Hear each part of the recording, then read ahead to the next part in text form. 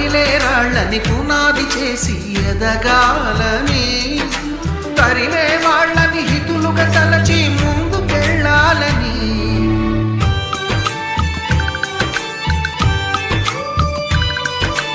కన్నుల నీటిని కలల సాగుకై వాడుకోవాలని, కాచే నిప్పుని ప్రమిదగా మలచి కాంతి పంచాలని, గుండెతో ధైర్యం చెప్పెను, చూపుతో మార్గం చెప్పెను, అడుగుతో గమ్యం చెప్పెను. నేనున్నానని